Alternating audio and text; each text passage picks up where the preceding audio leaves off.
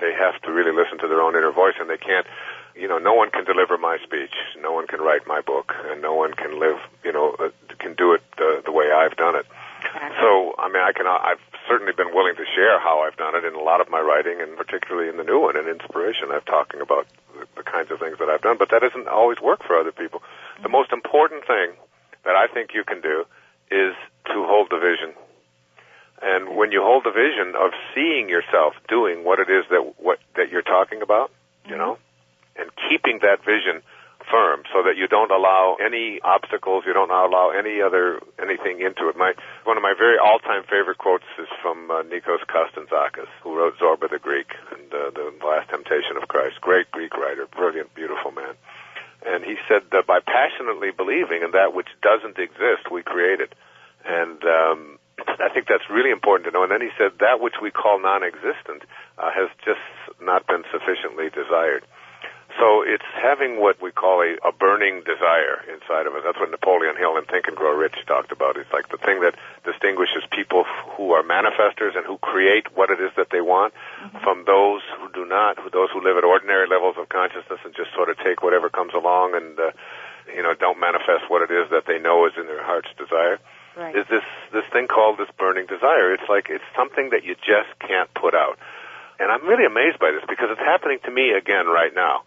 I've got a book coming out, I've got a public television special coming out, I've got another book coming out on QVC called Being in Balance. I've got all of these things that are, so you would think that this would be the time that I would just sort of sit back and just let it all flow and just, sort of relax and all. And I find myself, like the last 4 or 5 mornings, getting up at 3 o'clock in the morning and writing about something about living the Tao Te Ching, this very important Chinese philosopher from Lao Tzu from 2,500 years ago. And I'm sitting there like this morning thinking, what am I doing? Why am I up here writing when I've got all of these other things? And it's like, because the vision is so strong and I know that there's a force that is operating in the world that's bigger than my life. It's bigger than my choices. It's bigger than my ego. It's bigger than who I am. And that force, Lao Tzu called it the Tao, is something that when you surrender to it and when you allow it, then the guidance will come to you and the right people will come, the financing will all show up, and it stops showing up because you lose the vision or because you allow an obstacle to become the vision rather than seeing that as just an opportunity for you to transcend something and keep moving on.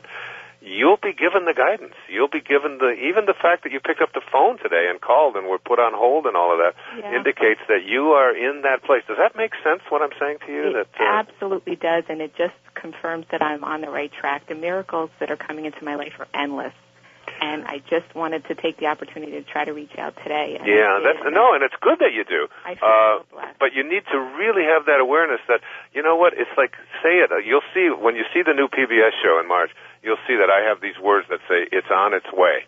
Mm-hmm. And it's like you keep that in mind. It's on its way. Like whatever it is that you feel is something that you absolutely need to do, like this kind of work and transforming other people's lives and reaching out and serving. This is what you're asking about. Yeah. You say to yourself, my role in all of this is on its way. Whatever it is that I am to do, it's on its way. The financing, it's on its way. The right people, they're on the way. The circumstances that I need, it's on its way. The guidance it's on its way. In other words, so now you're starting to look, instead of looking for reasons why it can't happen and telling yourself that it probably won't and I need somebody else's advice on how to do it, instead, everything that comes along, everything that you pick up a newspaper, you turn on a TV show, you pick up a magazine, there will be clues in there.